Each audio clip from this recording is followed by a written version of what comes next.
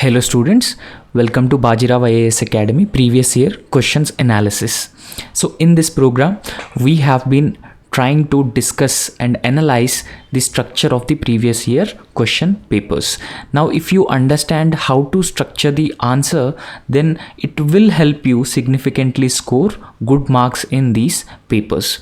Okay, so from the past few days we have been analyzing those previous year questions, right? So for today's discussion, the first question that we are going to start this discussion is with the cybersecurity.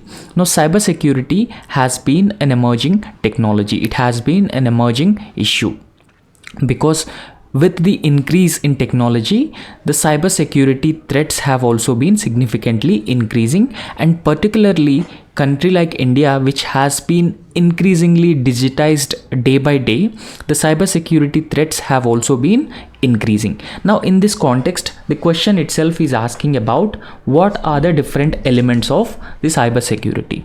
Now please understand the overall demand of the question.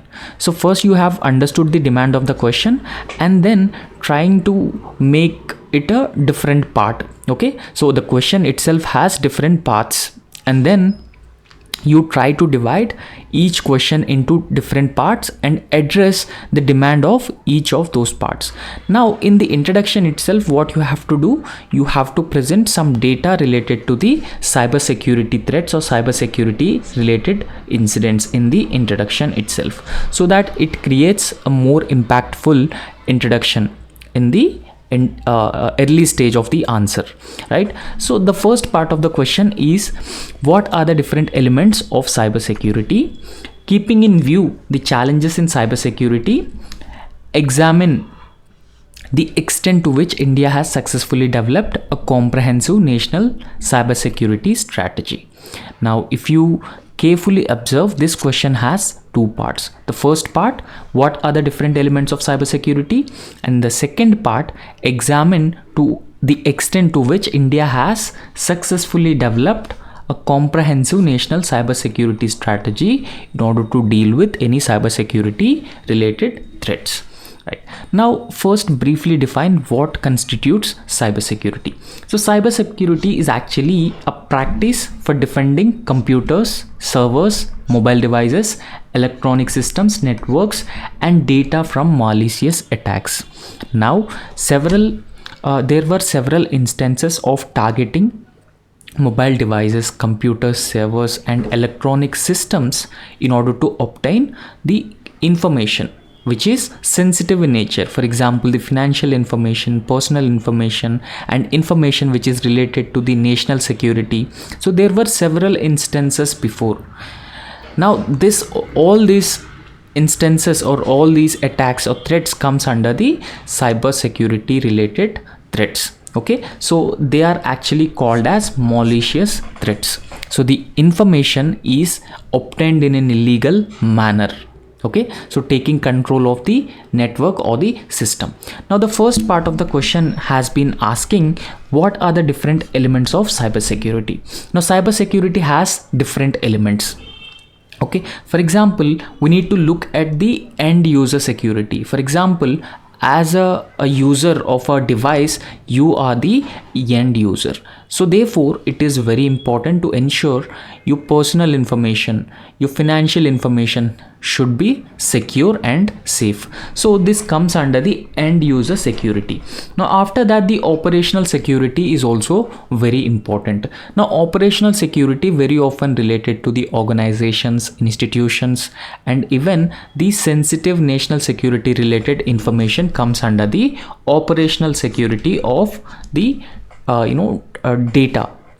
And apart from that, the disaster recovery planning is also comes under the cybersecurity, one of the element of the cybersecurity. For example, if one particular country is vulnerable to one disease, and the country will have a proper disaster recovery plans. So therefore people having access to these disaster recovery plans will also pose significant threat to that particular country. Now, apart from that, we need to talk about the application security. So every day we have been installing different applications in our mobile phones and even our computers. So therefore, in this context, applications which are infected with the virus can contaminate our device, thereby propelling the data theft. So therefore, in this context, the application security is very important. Apart from that, the information security should also be taken care of. Okay, so apart from that, the last network security is also important. We need to ensure that whatever network we are being connected with, that should be safe and secure. So these are the main and essential items of the cyber security. Okay. Now, so after that, we need to understand this in a detailed manner. So we have understood few elements of the cybersecurity. So in a brief manner, now in detailed manner, so what are those different elements of cybersecurity? So firstly, we need to talk about the application security. Now, application security generally involves a principal key component of cybersecurity. So it is actually a key component, a principal component of the cybersecurity. So in fact, it adds security highlights inside applications. For example, so we have different applications. So in our daily lives, we install different applications. So therefore, which adds security highlights inside applications during the improvement time frame to defend against cyber attacks. So whatever framework we had, but the overall objective is to defend against these cyber attacks, because they very often target the sensitive information. So therefore, the application security, so if you look at the application security, it shields sites and online applications from various sorts of cyber security dangers. Okay, so for example, the cyber security threats or dangers very often exploit the weaknesses of the source codes. So in this context, it is very important that we sanitize the application, and the application security should also be taken enough care. And after that, information security is also a very crucial component that we are very often discuss about. Now, we are living in an age of information. Now, information is being shared between different individuals at a faster pace because of the emerging technologies. So in this context, information technology or information security is also considered as a component of cybersecurity that particularly denotes the methods for defending the unapproved access. For example, when we are using these devices, very often we come across the unapproved access, use and revelation, interruption, modification and deletion of information. Okay, so without actually our intervention, these things usually takes place if information security is not robust. So therefore, in this context, the protection of companies' data, companies' codes and other sensitive information that is usually collected by the company, or it is part of the company's daily operations. Okay, so imagine a company, the company regularly collects information from its consumer base. So therefore, in this context, protection of information is very important. Now, when we talk about the information security, we need to particularly emphasize on financial information security. Okay, so this is being increasingly targeted by the cyber security related threats. Now after that, the other major thing is network security. Now network security is also very important. Now network security is the security is given to a network from unapproved access.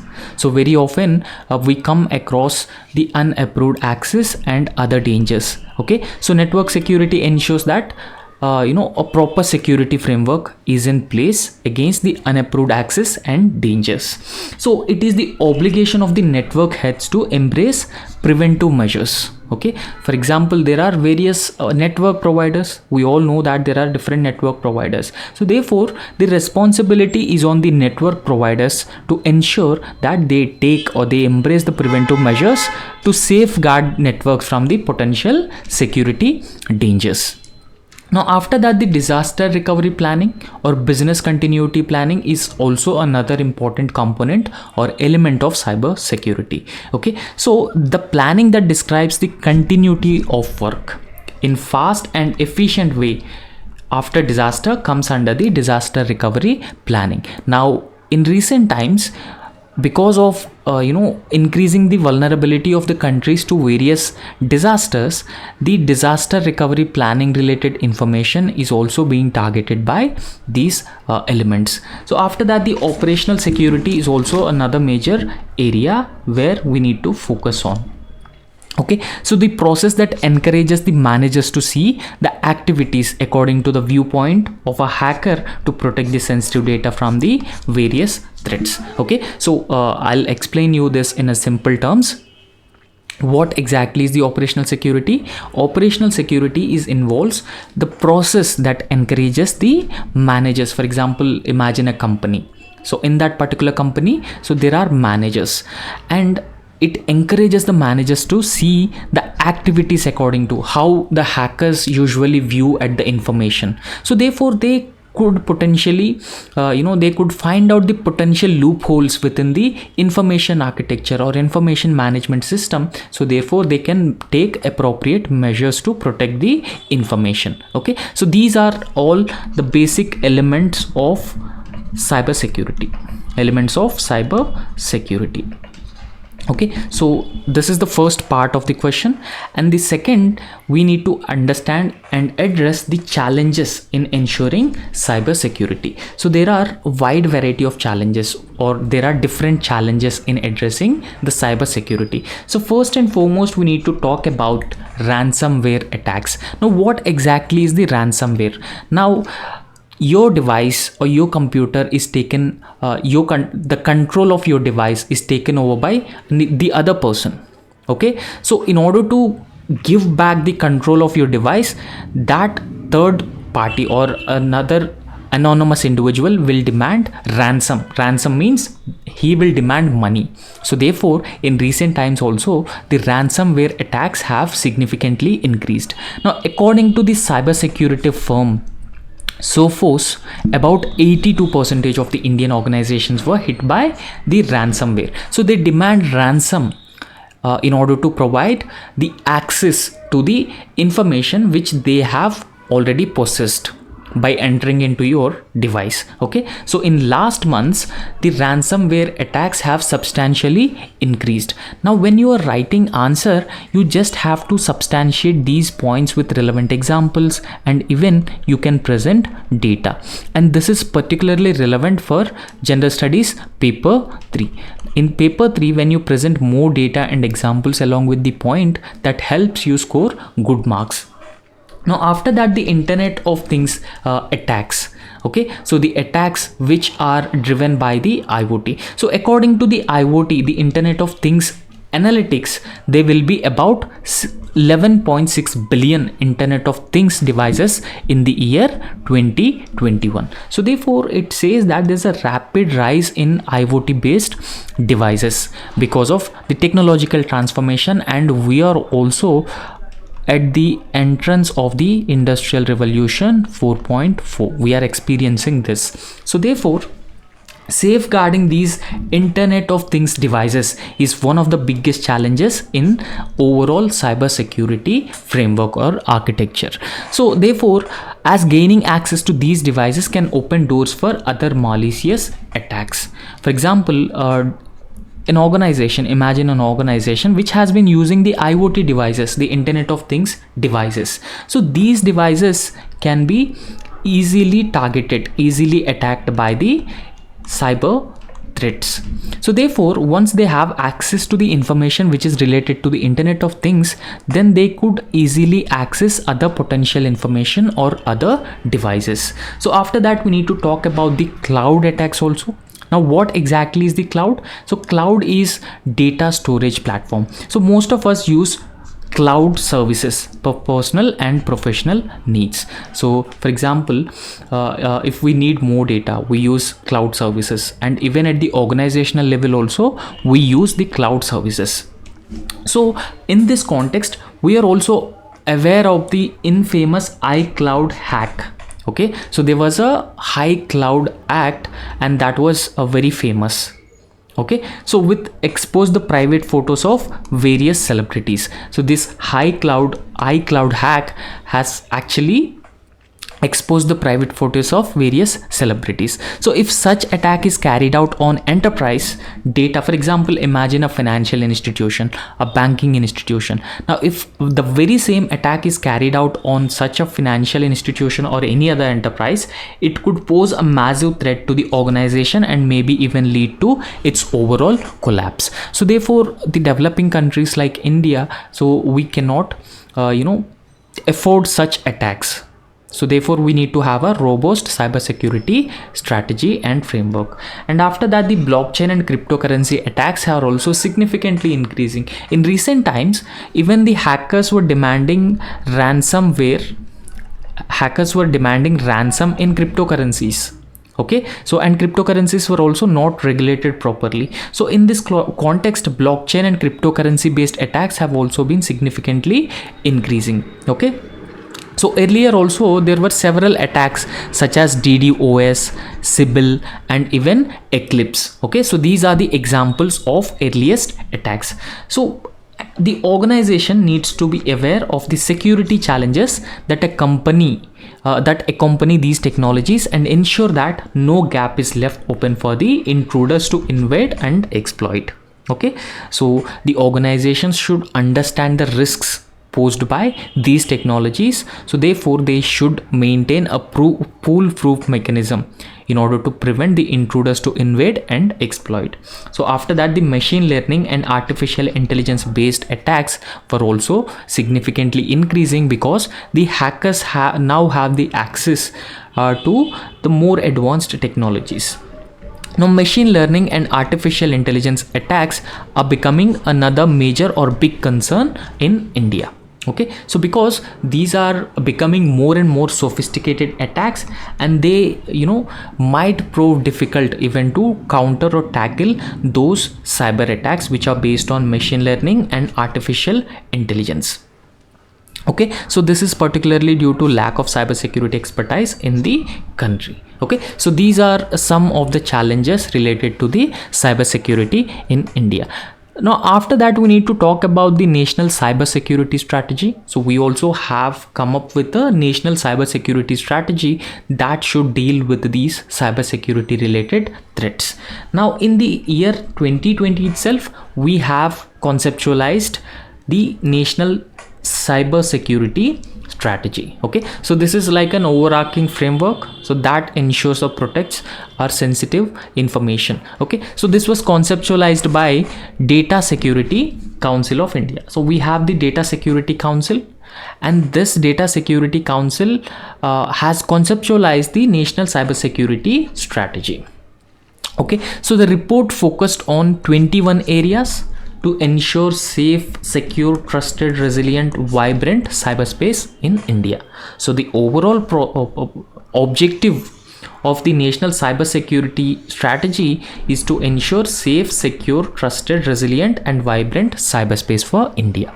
So after that, we need to talk about the main components of the national cybersecurity strategy. Now, what are the main components? So it has few components. Okay, so we have six main components of the national cybersecurity strategy. So firstly, we need to talk about the digitization of the public services. In recent times, we have been observing a large scale digitization of the public services.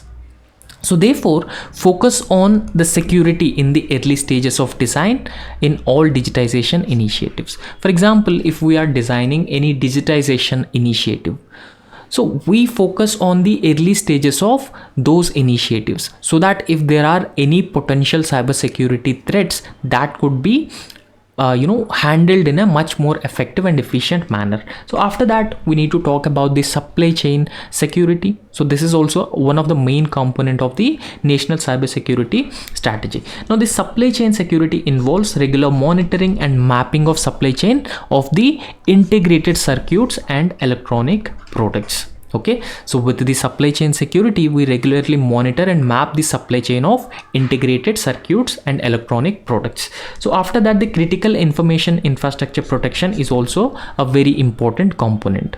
Okay, so integrating the supervisory control data acquisition security comes under critical information infrastructure protection. So the digital payments. Now India is a leader in digital payments. So in this context, it is very important that we protect the personal information, and also ensure a safe digital space. So therefore, mapping and modeling of devices and platforms which are actually deployed, supply chain transaction entities, payment flows, interfaces and data exchanges, everything will be looked into. Okay, so everything will be mapped and modeled properly, so that if there are any cybersecurity threats, they can be weeded out. So after that, the state level cybersecurity mechanism also. Okay, so developing the state level cybersecurity policy or the cybersecurity framework will help the state governments or identify the security threats at the state level, so that early quick response can be possible. So after that, the security of small and medium businesses is also important. Now the small and medium businesses have also been growing at a rapid pace. Now in this context, it is very important that we need to protect the small and medium businesses. So therefore, the policy intervention in cybersecurity, granting incentives for higher level of cybersecurity preparedness. For example, imagine a company which has higher level of cybersecurity preparedness, then the government will provide incentives to that particular company, and this encourages the other companies to have a robust cybersecurity preparedness. Okay, so these are the main components of the national cybersecurity strategy. Right. So in conclusion, you just have to emphasize on the need to ensure a robust cybersecurity preparedness or a framework that could deal with these instances. So to protect our devices and data against these cyber threats, we can adopt a simple measures. Okay, so you can suggest some measures here. Okay, so those measures ensure or strengthen our cybersecurity preparedness. For example, using the latest hardware and software for our digital needs.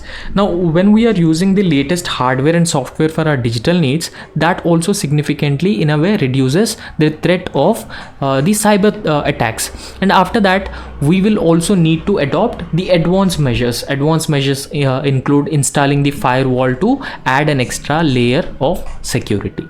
Okay, so in conclusion, the very best way is to write some suggestions. Okay, write some measures. If you have mentioned any challenges in the in anywhere in the answer, you just mention those measures to overcome the above mentioned challenges. Now in this context, if you look at the below given image, the cybersecurity related incidents have been significantly growing, and this is the data that is collected from the Lok Sabha. Okay, so if you look at 2015, so we have seen around 49,000 cybersecurity related incidents, and 16 also 50,000, 53,000, and a sudden jump from 2017 to 2018, where we have seen 2,08,456 the cybersecurity related instances, and after that, in 2020, a biggest jump in the total cyber threats. So therefore, there's no guarantee that we can substantially reduce the cyber threats, but the essence is how we are prepared and how we can deal with those security threats. So this is the essence. Okay, so in this way you can answer this question. So the next question that we are going to discuss is about Naxalism. Now if you look at the left-wing extremism or Naxalism, it is one of the favorite topics of UPSC.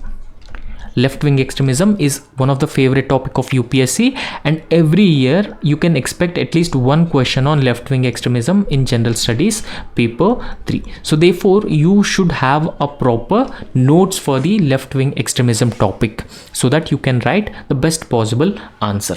So here the question is, Naxalism is a social, economic and developmental issue, and that has manifested in terms of violent internal security threat.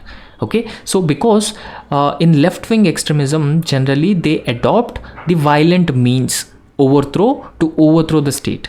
Okay, so therefore even if you look at today's the Hindu newspaper, there was an editorial on the left-wing extremism, and even the recent election results in Chhattisgarh, and how we can deal with the left-wing extremism with the grassroots democracy. So this is a very important article. So if you have time, please go through this article in the Hindu today's newspaper. Okay, so Naxalism is actually the social, economic and developmental issue. For example, if you look at those backward areas, so they are deprived of development. So they have low social and economic status and the infrastructure. So therefore it has manifested in the violent security threat. So in this context, discuss the emerging issues, gets a multi-layered strategy to tackle the menace of Naxalism. Now firstly, you have to briefly describe about the problem of left-wing extremism. Okay, so after briefly describing the problem of left-wing extremism, how Naxalism is actually a manifesting of social, economic and developmental issues. Okay, so you have to structure this answer in a better manner. First write the social issues, and second the economic issues, and then developmental issues. Okay, so after that you have to discuss the emerging issues, gets a multi-layered strategy to tackle the menace of left-wing extremism. Now, so in this context, briefly understand the areas which are still having a significant left-wing extremism, left-wing extremism influence. So these areas are usually called as red corridors. Okay, so these areas still have a sizable number of left-wing extremism. Now if you look at the red, they are marginally affected areas, and dark red, highly affected areas, and moderately affected areas are given in the yellow color. Now when you write the answer for left-wing extremism, it is very important that you draw a diagram and also represent the areas which are vulnerable or which have the left-wing extremism presence. Okay, so in this context, the areas or the districts which are impacted with the left-wing extremism are called as red corridor. Okay, so in India we have total 106 left-wing extremism affected districts, and 44 out of 106, 44 districts are worst affected districts. Okay, so recently 20 districts were taken off from the list of 106 left-wing extremism affected areas, and number of left-wing extremism areas 762, and police station wise left-wing extremism areas to be taken off 142. Okay, so this is some data related to the left-wing extremism in India. Now in the introduction itself, you have to briefly describe about the left-wing extremism.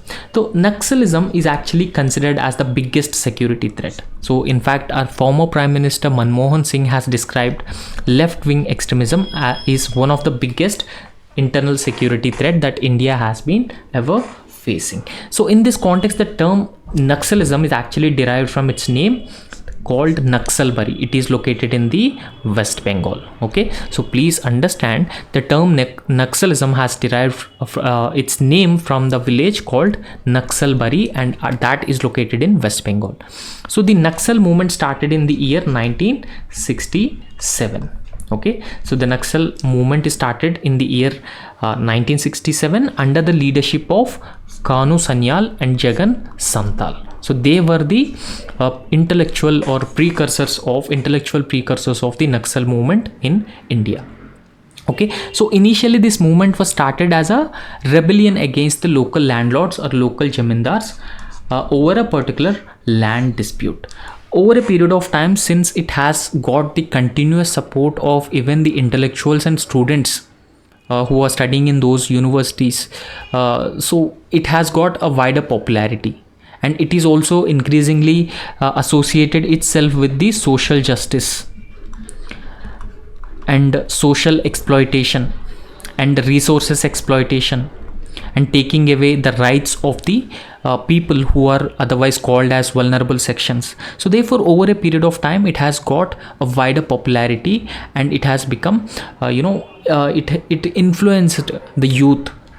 So the movement spread across the eastern Indian and less developed states like Odisha, Chhattisgarh and Andhra Pradesh. Okay, so after 1967, in these states like Andhra Pradesh, it has a significant impact. So however, now Andhra Pradesh is one of the successful states in terms of dealing with the left-wing extremism or eradicating the left-wing extremism from the state. So in this context, we need to understand the emerging issues. So what are the major emerging issues? So we need to talk about the Forest Conservation Act 1980. Okay, so this Forest Conservation Act actually deprives the tribal people who depend on the forest resources for their livelihoods. Okay, so it deprives the rights of the tribal people who actually depend on the forest resources for minor forest produce. Okay, so the Forest Conservation Act has also a major concern for massive displacement of tribal population from those tribal areas or tribal belts. Okay, so apart from that, we need to talk about major developmental and mining projects, particularly in the states of Chhattisgarh, Odisha and Jharkhand. So because they are known as, or they are called as resource belt, the Chota Nagpur region. So therefore, in this context, because of the mining and the developmental projects, they were displaced from their original habitat. So this is the other factor which has been fueling the left-wing extremism. Now after that, we need to talk about the administration. So administration also to some extent failed in providing rights, providing better amenities, services to the people who are living in these poor and backward areas. Okay, so the administration failed to provide essential services to people of Naxalite affected regions, such as they failed to provide proper education, freedom, sanitation and even food. Okay, so there's a confusion over tackling Naxalism as a social issue or as a security threat. Okay, so in this context, there's a confusion over Naxalism as a social issue or a security threat. Now, in this context, the other emerging issues as part of the Naxalism or left-wing extremism include some villages usually suffer with the infrastructural problems. Okay, so they have been suffering with the infrastructural problems. Now the infrastructural problems include communication and connectivity related problems. So still, if you look at those left-wing extremism affected areas, they still lack the effective means of communication and connectivity. So there's a still absence of technical intelligence to fight with these Naxalites. Okay, so there's absence of a proper strategy from the center also in order to deal with these Naxalite related instances. And the other major factor that we need to discuss is about the lack of political participation or lack of political will. Now even if you look at the political parties, so they make promises, but they fail to fulfill those promises for the people who are living in these vulnerable areas. Now if you look at states like Chhattisgarh and Jharkhand, usually every political party comes to power, but they fail to implement the Forest Rights Act. So they even failed to implement the Panchayat Extension to Scheduled Areas Act 1996. So that significantly affects the developmental prospects of tribal population. So because of this reason, so there's an instances of growing left-wing extremism that has been emerging as a biggest internal security threat for India. So please go through today's the Hindu article. That is very important article with respect to the left-wing extremism. Okay, now in this context, what should be the proper strategy to tackle the menace of Naxalism? What are the measures we need to adopt in order to tackle the left-wing extremism. So firstly, we need to look at the social aspects of dealing left-wing extremism. Okay, so the center has launched the aspirational districts program. Now aspirational districts are the backward districts in the country. So they are located in the states like Odisha, Andhra Pradesh, Chhattisgarh and Jharkhand, Bihar. Okay, so these aspirational districts program particularly aims at dealing with the left-wing extremism in a holistic and a comprehensive manner. So therefore, it also ensures or protects the rights and the entitlements of the local communities, and over a period of time, it will improve the governance and management in those tribal belts. So in that way, we can build goodwill among the tribal communities and prevent the left-wing extremism, the growth and the popularity of the left-wing extremism in those areas. Now if you look at few constituencies in Chhattisgarh, the voting turnout is just 2 to 3%, 2% or 3%, such a low percentage. So this shows that there's a significant influence of the left-wing extremism or Naxalite elements on these population. Okay, so that leads to people maintaining or distancing themselves from the process of democracy. Okay, so they are not even casting their votes because of the influence of the left-wing extremism. Okay, so therefore it has to be dealt with. Now after that, the security related expenditure is also very important. Okay, so this is implemented by the central government, and this security related expenditure is used to reimburse needs of the security forces, like ex gratia payment to the family of civilians, security forces who were killed by in the fight against left-wing extremism. And even the center has launched the surrender and rehabilitation policy. Now if you know that for example, if any terrorist who not terrorist but any a cadre of who is part of the left-wing extremism who surrenders to the government, then the government will provide certain incentives. For example, it provides land and plot for building a house and proper education facilities for the children of the surrendered cadres. Okay, so there's a surrender and rehabilitation policy. This is to encourage that people shun left-wing extremism and they come to the mainstream, and that is being incentivized by the government. Okay, so this is one of the ways that was that are being adopted by the government. Now after that, we need to talk about the dialogue.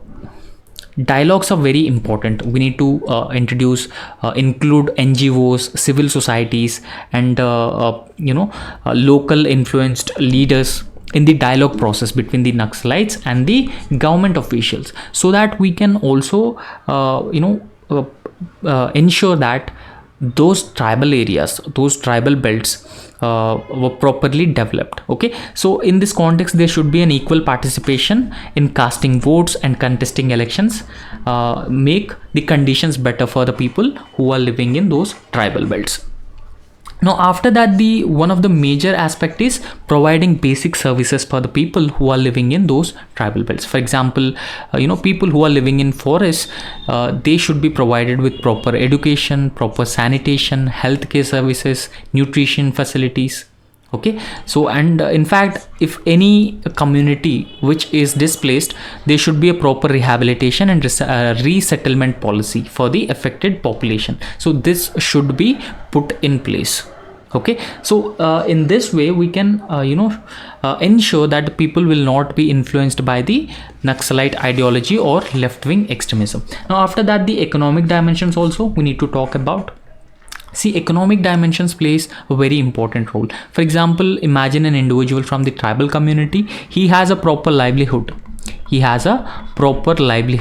So he collect the minor forest produce, and the minor forest produce is sold to the government at the MSP. So please remember, Trifed purchases the minor forest produce from the forest dwellers, okay, and the tribals. So therefore, when they have proper livelihood, when they are able to meet their basic needs, so then people will not get attracted towards the left-wing extremism or any other Naxalite movements. So therefore the economic dimension is one of the most crucial dimension. So therefore in this context, removing economic disparity could contribute to tackle growth of Naxalism. Okay, so we need to focus on poverty alleviation. We need to focus on education, empowerment of women in those tribal belts.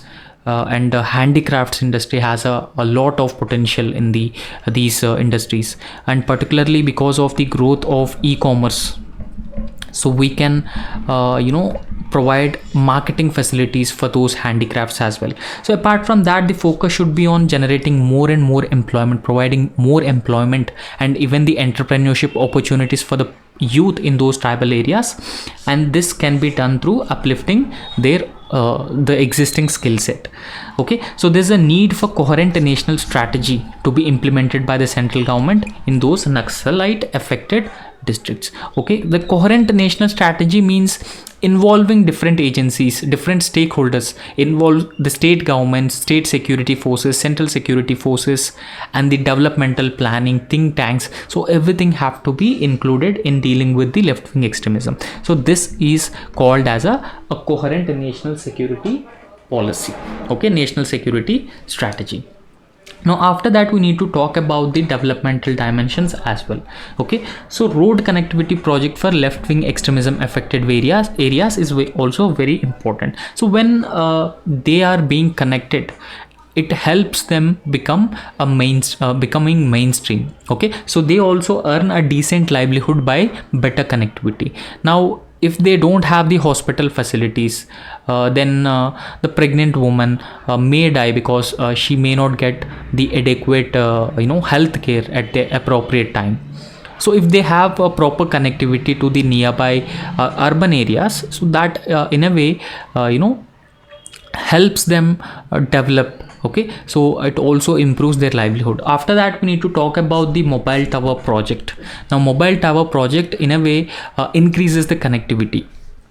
It also helps in bridging the existing digital divide between different sections of the society and even the rural and urban areas. And after that, there's a need to develop infrastructure. Okay, so the holistic infrastructure development in these these Naxalite affected areas is also a very important that should be focused. And in this context, India has made a little success in tackling Naxalism. So not all the states were successful in tackling Naxalism. However, few states like Andhra Pradesh were successful in tackling terrorism. So therefore, in this context, India has made a little progress or little success in tackling terrorism or Naxalism. The root causes have not been addressed yet. The central and state governments should continue to work together and come up with a common strategy. Okay, common and comprehensive strategy that could deal with the left-wing extremism in an effective manner. Okay, so that's all for today, and we have completed general studies paper 3 of 2022, and tomorrow we will discuss ethics questions. Okay, so that's all for from my side for today, and please like the video if you like our work, and also subscribe to our YouTube channel. Thank you.